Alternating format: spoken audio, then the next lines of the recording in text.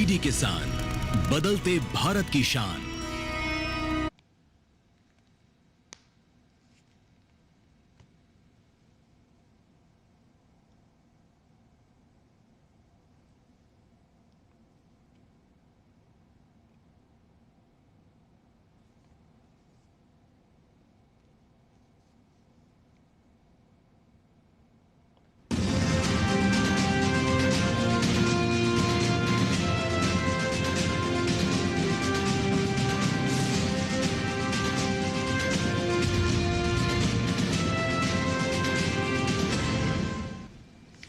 स्वागत है आपका किसान समाचार में। मैं हूं रेशमा आपके साथ। आइए नजर डाल लेते हैं इस वक्त की हेडलाइंस पर। प्रधानमंत्री ने देशवासियों से लोक कल्याण के लिए जल संरक्षण, वृक्षारोपण, स्वदेशी का उपयोग और प्राकृतिक खेती समेत 9 संकल्पों का अनुसरण करने का किया आग्रह। प्रधानमंत्री नरेंद्र मोदी ने उडुपी में श्री कृष्ण मठ में आयोजित कार्यक्रम में लिया हिस्सा। केंद्रीय कृषि मंत्री शिवराज सिंह चौहान मध्य प्रदेश के गुलाबगंज में जन समस्या निवारण शिविर में हुए शामिल।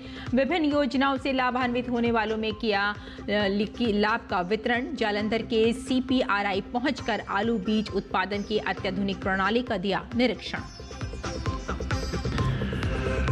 सुरक्षित चाय उत्पादन पर नई दिल्ली में राष्ट्रीय सम्मेलन का आयोजन। केंद्रीय वाणिज्य एवं उद्योग मंत्री पीयूष गोयल ने कहा, चाय की खेती में अपनाया जाना चाहिए नवाचार आधारित तरीके। चाय है भारतीय लोकाचार का अभिन्न हिस्सा।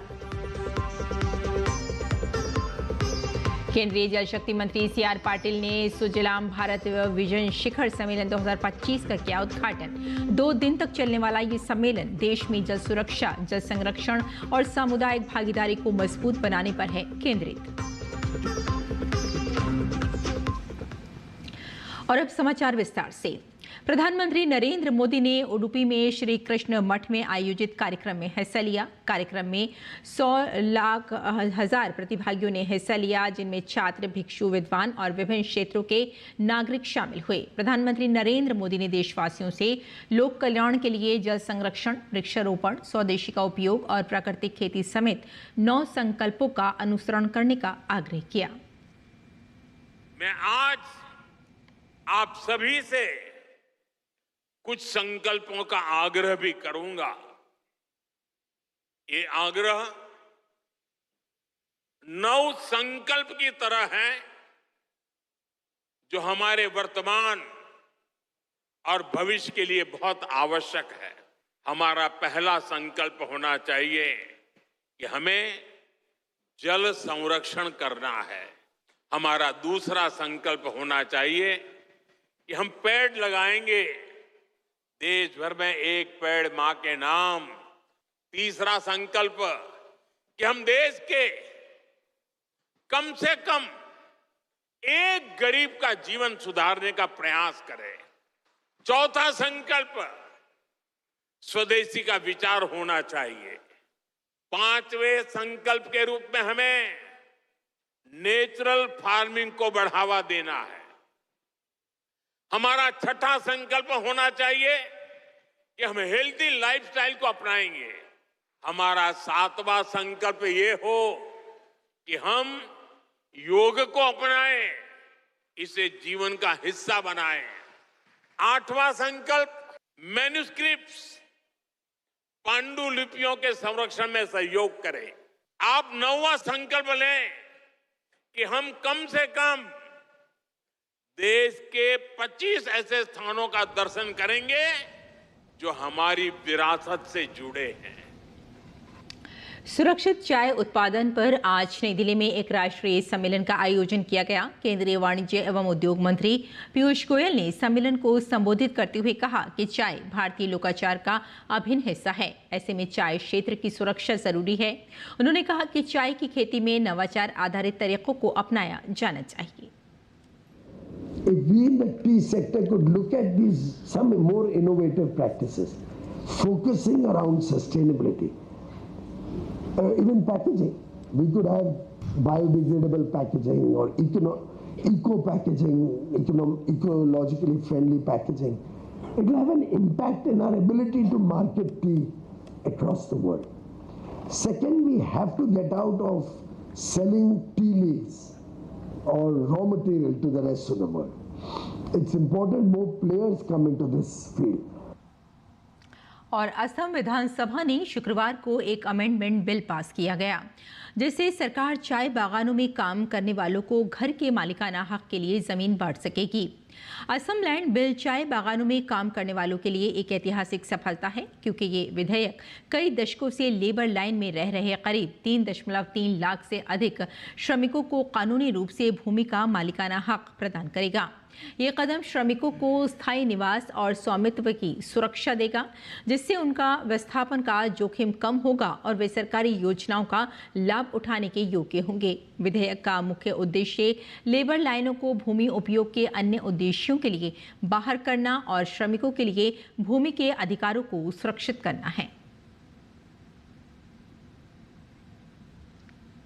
केंद्रीय कृषि एवं किसान कल्याण एवं ग्रामीण विकास मंत्री शिवराज सिंह चौहान ने शुक्रवार को मध्य प्रदेश के अपने संसदीय क्षेत्र गुलाबगंज में आयोजित कार्यक्रम में हिस्सा लिया। कार्यक्रम में बड़ी संख्या में लोग पहुंचे। इस अवसर पर उन्होंने विभिन्न योजनाओं के हितग्राहियों को हित लाभ वितरित किया जिनमें प्रमुख रूप से पीएम आवास योजना, सीएलएफ ऋण वितरण, उत्कृष्ट कार्य करने वाली सखी, लखपति दीदी, स्प्रिंकल, मृदा परीक्षण card, mini kit, subsidy kit, PM फसल बीमा योजना रही। कुल 77 हितग्राहियों को योजना से लाभान्वित किया गया।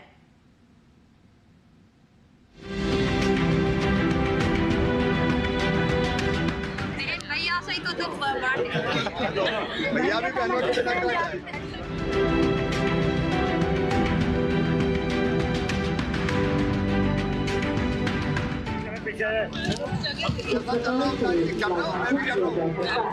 ये एनुअल हस्बैंड जैसा काम चल रहा है, क्या क्या कर रहे हैं? अच्छे बीज है भैया, ये मेरा विभाग पैसा था, ठीक से वो नहीं करना।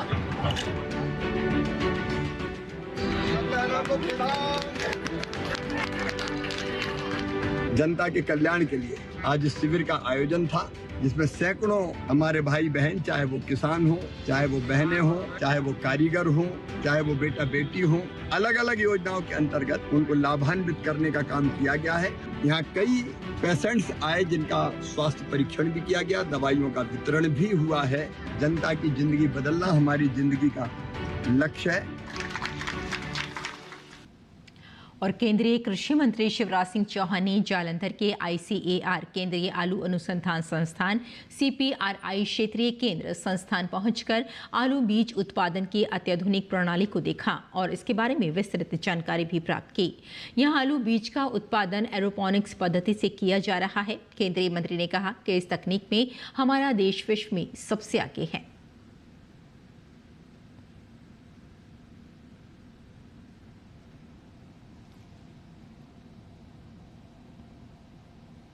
और नई दिल्ली के भारत मंडपम में केंद्रीय जल शक्ति मंत्री CR पाटिल ने सुजलाम भारत विजन शिखर सम्मेलन 2025 का उद्घाटन किया। 2 दिन तक चलने वाला ये सम्मेलन देश में जल सुरक्षा, जल संरक्षण और सामुदायिक भागीदारी को मजबूत बनाने पर केंद्रित है। नई दिल्ली का भारत मंडपम केंद्रीय जल शक्ति मंत्री CR पाटिल पहुंचे और जल शक्ति मंत्रालय के सुजलाम भारत विजन शिखर सम्मेलन का उद्घाटन किया। इस 2 दिवसीय कार्यक्रम में देश भर के शीर्ष नीति निर्माता अधिकारियों से लेकर गांव-गांव स्तर पर काम करने वाले फ्रंटलाइन वॉरियर तक सभी एक मंच पर आए हैं। यह सम्मेलन जल प्रबंधन के क्षेत्र में भारत के एकीकृत प्रयासों का एक ऐतिहासिक प्रतीक माना जा रहा है। कार्यक्रम के दौरान कई महत्वपूर्ण दस्तावेजों और तकनीकी पहल भी की गई है। जल संचयन जनभागीदारी 1.0 पुस्तक का अनावरण, बराक नदी बेसिन की पारिस्थितिक स्थिति पर तैयार अध्ययन रिपोर्ट का विमोचन, गंगा पल्स पब्लिक पोर्टल का शुभारंभ और MIC सिस्टम की शुरुआत हुई है। इन सभी पहलों का उद्देश्य जल संसाधनों को वैज्ञानिक और सामुदायिक सहयोग से और अधिक सुरक्षित बनाना है। आवश्यकता बढ़ रही है, पानी का उपयोग भी बढ़ रहा है, तो सबसे पहले हमें पानी की बचत कैसे हो उसके ऊपर भी लोगों को जागरूक करने की आवश्यकता है।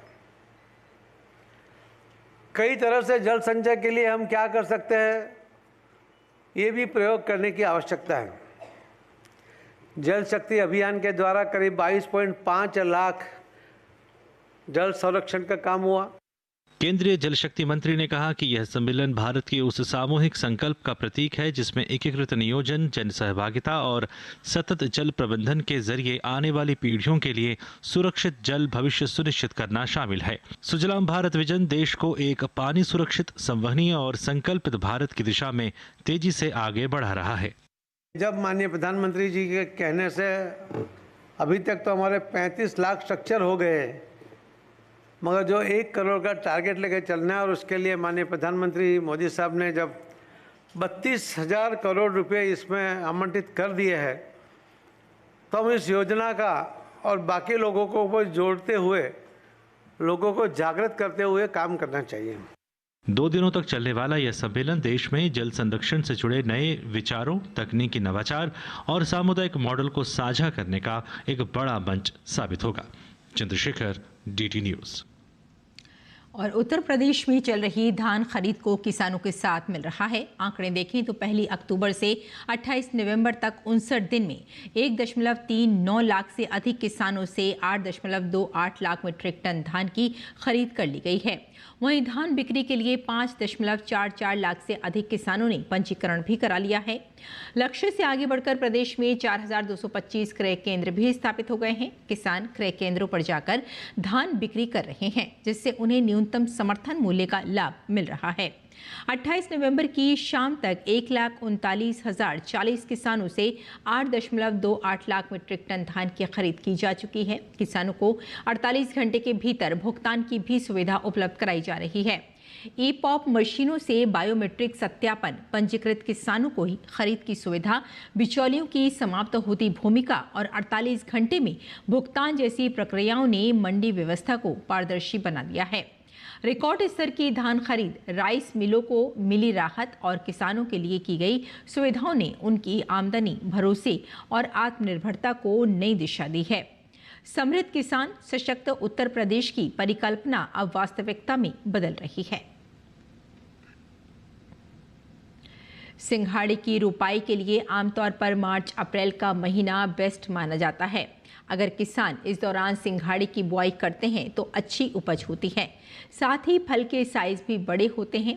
ऐसे बुआई के 5 महीने के बाद फसल तैयार हो जाती है। अगर किसान धान गेहूं की जगह सिंघाड़े की खेती करते हैं तो कम लागत में ही बम्पर कमाई होगी, क्योंकि सिंघाड़े की खेती में ज़्यादा खाद और देखरेख पर पैसे खर्च करने की ज़रूरत नहीं होती है। बस तालाब में प्रयास पानी होना चाहिए। शुरुआती फसल की कटाई सितंबर से नवंबर में शुरू हो जाती है। चूंकि सिंघाड़ा ठंड के मौसम की फसल है, इसलिए सर्दियों में इसकी कीमत भी ज़्यादा मिलती है। ऐसे भी कई राज्यों में राज्य सरकारें सिंघाड़े की खेती करने वाले किसानों को प्रोत्साहित कर रहे हैं। इसके लिए किसानों को सब्सिडी भी दी जा रही है। तमिलनाडु और श्रीलंका के तटीय इलाकों के पास दक्षिण पश्चिम बंगाल की खाड़ी में बना चक्रवात दितवाह का कहर जारी है। तमिलनाडु के थूथुकुडी में मूसलाधार बारिश और कई इलाकों में जलभराव देखा जा रहा है।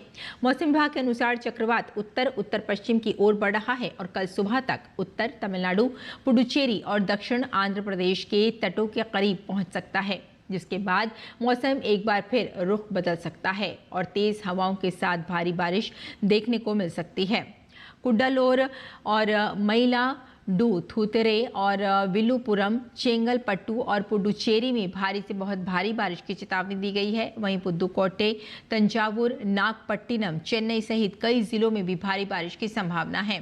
पेरम्बलूर और तिरुवरूर, नागपट्टिनम, मयिलाडुथुरई और कुड्डालोर, कल्लाकुरुची, पुदुकोट्टई, पुडुचेरी और कराईकल में आज स्कूल और कॉलेज बंद रहेंगे। वहीं विलुपुरम, तंजावुर और तिरुचि जिलों में केवल स्कूलों की छुट्टी घोषित की गई है। चक्रवात दितवाह की वजह से हवाई यातायात भी प्रभावित हुए हैं। तमाम उड़ानें रद्द कर दी गई हैं। जम्मू कश्मीर में कड़ाके की ठंड पड़ रही है। कश्मीर में इस साल नवंबर का तापमान पिछले 17 वर्षों में सबसे कम दर्ज किया गया है। मौसम विभाग के मुताबिक कश्मीर के अधिकांश हिस्सों में रात का न्यूनतम तापमान सामान्य से 1 से 4 डिग्री सेल्सियस तक कम है, जबकि जम्मू संभाग के कई इलाकों में भी औसत से कम तापमान दर्ज किया गया। वहीं श्रीनगर में तापमान में गिरावट से डल झील के ऊपर कोहरे की एक परत छाई हुई है। जहां आज का न्यूनतम तापमान 3.1 डिग्री सेल्सियस दर्ज किया गया है। और आइए अब किसान समाचार में जान लेते हैं देश भर की मंडियों का भाव।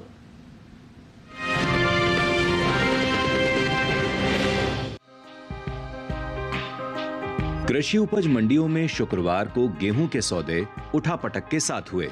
वहीं कुछ मंडियों में इस दौरान गेहूं के सौदों में कोई फेरबदल नहीं हुआ।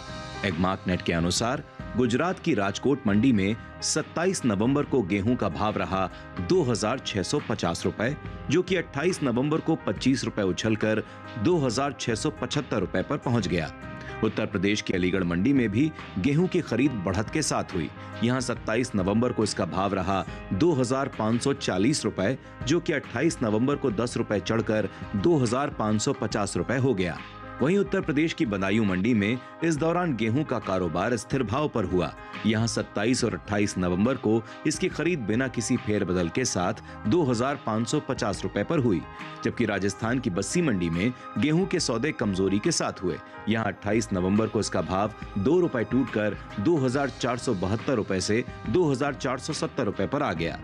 कृषि एवं किसान कल्याण मंत्रालय ने साल 2024-25 के लिए प्रमुख कृषि फसलों के तीसरे अग्रिम अनुमान के आंकड़ों को जारी किया है, जिसके मुताबिक साल 2024-25 के दौरान रबी गेहूं की उपज 1,175 लाख 7,000 टन होने का अनुमान है। वहीं अगर इसकी तुलना बीते साल से करें तो साल 2023-24 के दौरान रबी गेहूं की पैदावार 1,132 लाख 92,000 टन थी।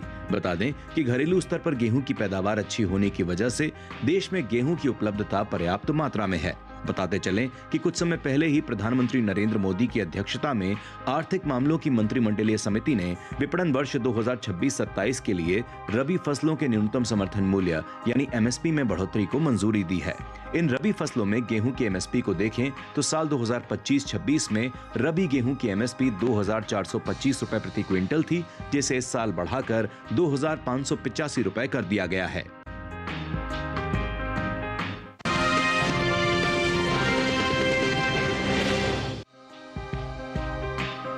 शुक्रवार को कृषि उपज मंडियों में केले की आवक सामान्य रही। 28 नवंबर को इसके भाव में तेजी का रुख रहा, जबकि कुछ मंडियों में भाव गिरे तो कुछ में केले का कारोबार बिना किसी फेरबदल के साथ हुआ। इसके हाजिर भाव की बात करें तो एग्मार्कनेट के अनुसार केरल की पुलपल्ली मंडी में केले के सौदों में बढ़त देखने को मिली। 27 नवंबर को इसका भाव रहा 2,000 रुपए, जो कि 28 नवंबर को 200 रुपए उछलकर 2,200 रुपए हो गया। उत्तर प्रदेश की लखीमपुर मंडी में भी केले का कारोबार मजबूती के साथ हुआ। यहां 27 नवंबर को केले की खरीद 2,050 रुपए पर हुई। 28 नवंबर को इसका भाव 20 रुपए चढ़कर 2,070 रुपए हो गया, जबकि राजस्थान की जयपुर मंडी में इस दौरान केले के सौदे स्थिर भाव पर हुए। यहां दोनों दिन यानी 27 और 28 नवंबर को केला बिना किसी बदलाव के 1,500 रुपए पर बिका। वहीं पंजाब की गढ़शंकर मंडी में 28 नवंबर को केले का कारोबार 100 रुपए टूटकर 2,400 रुपए से 2,300 रुपए पर हुआ। बता दें कि भारत दुनिया का सबसे ज्यादा केले की पैदावार करने वाला देश है। बावजूद इसके भारत बड़ी मात्रा में केले का निर्यात वैश्विक बाजार में नहीं करता। वैश्विक बाजार में भारतीय केले का निर्यात का हिस्सा केवल 1% है, जबकि विश्व स्तर पर 35.36 मिलियन मीट्रिक टन केले की पैदावार में देश की हिस्सेदारी 26.45% है। वित्तीय वर्ष 2022-23 में भारत ने 176 मिलियन अमेरिकी डॉलर के केले का निर्यात किया, जो सिर्फ 0.36 मिलियन मीट्रिक टन के बराबर है। वहीं आंध्र प्रदेश देश का एक ऐसा राज्य है जहां केले की सबसे ज्यादा पैदावार देखने को मिलती है। यहाँ की मुख्य फसल केला है। इसके बाद महाराष्ट्र, कर्नाटक, तमिलनाडु और उत्तर प्रदेश का नंबर आता है, जहां केले की खेती बड़े पैमाने पर होती है। ये 5 ऐसे राज्य हैं जिन्होंने वित्त वर्ष 2022-23 में केले की कुल पैदावार में लगभग 67% का योगदान दिया था।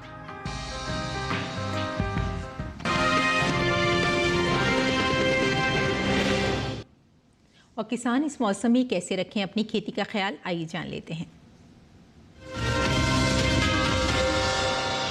नमस्कार, आप देख रहे हैं डीडी किसान। मैं हूं एआई कृष और आज हम भारत के विभिन्न राज्यों में होने वाली खेती किसानी से संबंधित सलाहों के बारे में पूरी जानकारी देंगे।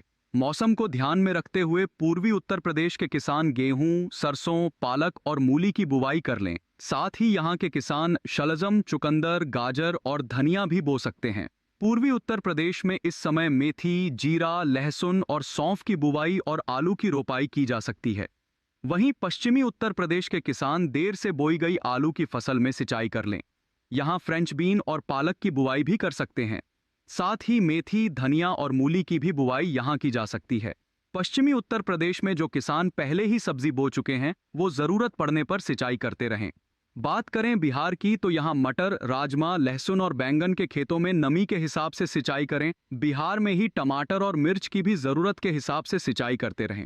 इसी तरह पत्ता गोभी और फूल गोभी जैसी सब्जियों में भी नमी को देखते हुए सिंचाई करें। बिहार में आलू की रोपाई का मौसम चल रहा है, समय रहते रोपाई का काम पूरा कर लें। झारखंड के जिन इलाकों में खरीफ की फसलें काटी जा चुकी हैं, वहां गेहूं और चने की बुवाई के लिए खेत तैयार कर लें। ओडिशा के किसान धान की तैयार फसल को तुरंत काट लें और दानों को सुखा लें। सुखाने के बाद नुकसान से बचने के लिए फसल का सुरक्षित भंडारण कर लें। ओडिशा में ही सरसों, तोरिया, चना और सूरजमुखी बोलें। इसके अलावा मटर और मसूर की बुवाई भी यहाँ की जा सकती है। इसी तरह कृषि और किसानों से जुड़ी हर महत्वपूर्ण जानकारी के लिए हमारे साथ जुड़े रहिए और देखते रहिए डीडी किसान। धन्यवाद।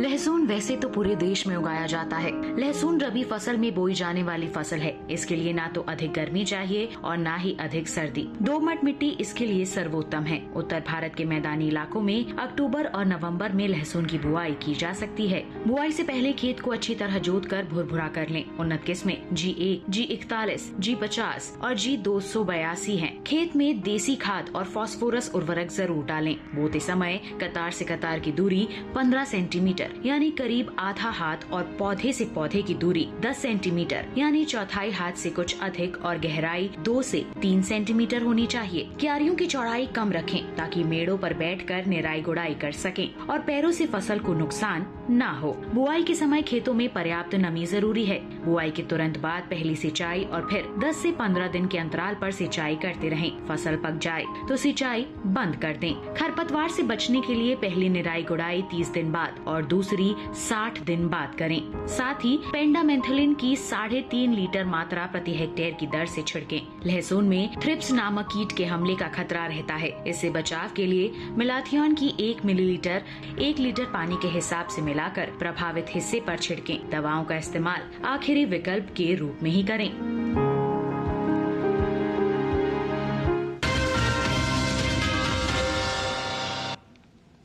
और खेती किसानी के साथ साथ आइए नजर डाल लेते हैं कुछ और महत्वपूर्ण खबरों पर। खास खबर भी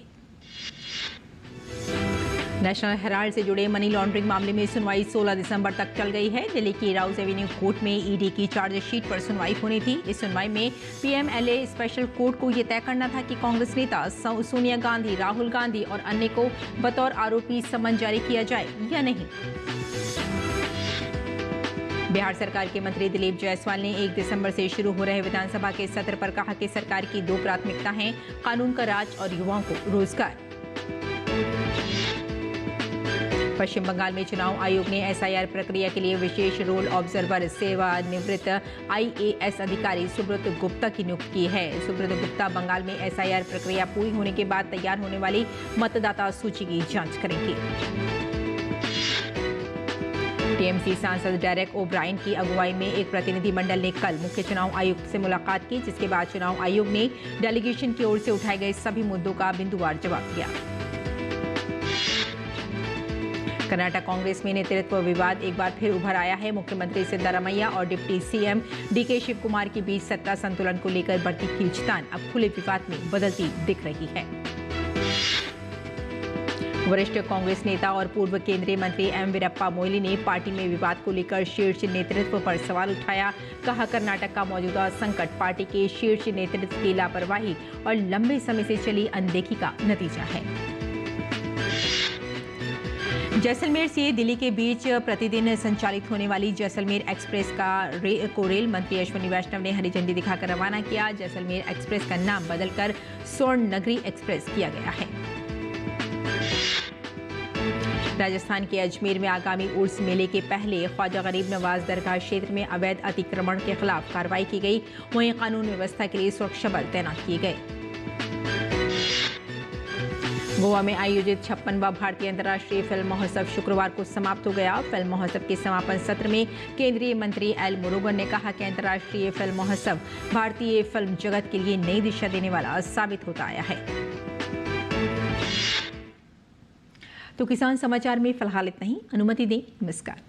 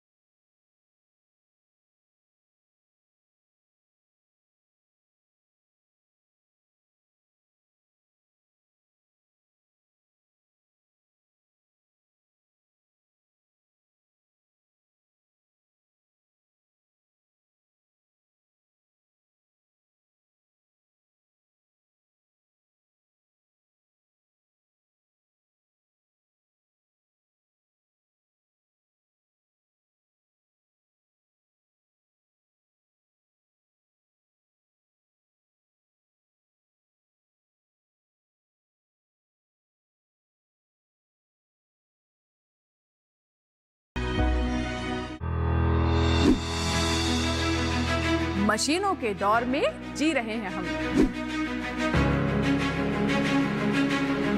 काम को बेहतर और आसान बना रही हैं मशीनें। खेती को दे रही है नई ऊंचाइयां, किसान के लिए है वरदान।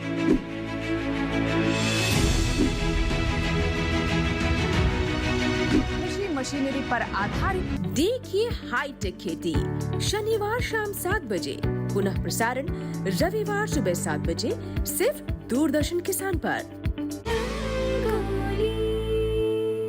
वो मुस्कुराए तो लगे फूल झड़ रहे हैं। जादू है तेरा ही जादू जो मेरे दिल पे छाने लगा। जिनकी स्माइल पर फिदा है करोड़ों लोग और जिनकी सरल सहज मुस्कान के आगे पिघल जाए किसी का भी दिल। मुझसे मोहब्बत का इजहार करता। जी हाँ, बॉलीवुड की वो अभिनेत्रियां जो पॉपुलर हुई अपनी खूबसूरत मुस्कान की वजह से। खिल खिल के लाल हुआ मेहंदी का रंग से, गोरी हथेलियों पे खिलते हो फूल जैसे। उन तमाम एक्ट्रेसेस की मुस्कान से जुड़े दिलचस्प किस्से जानने के लिए देखिए रंगोली। महबूब मेरे तेरी आंखों से मुझे पीने दे, कुछ दर्द है मेरे सीने में। इस रविवार 30 नवंबर सुबह 8 बजे सिर्फ डीडी नेशनल पर।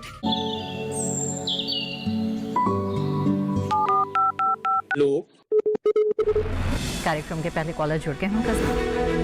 इस बीच हमारे पास कुछ ईमेल्स भी आए हैं। सवाल पूछिए अपना।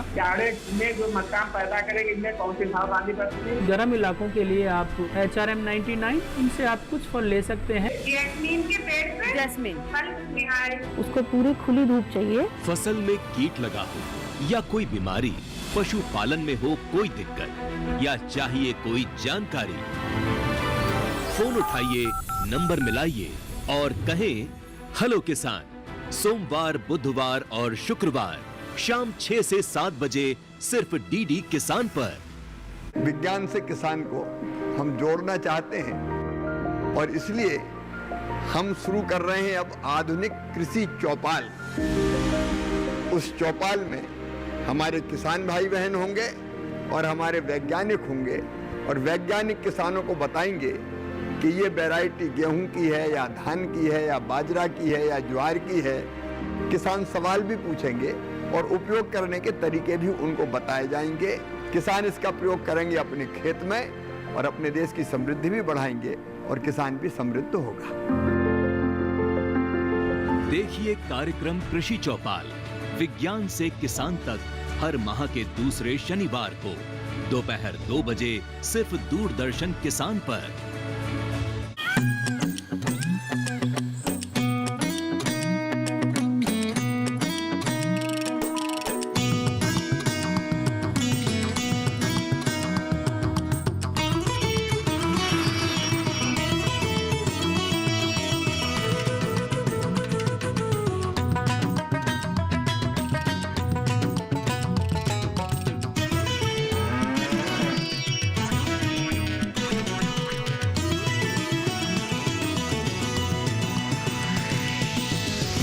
किसान, बदलते भारत की शान।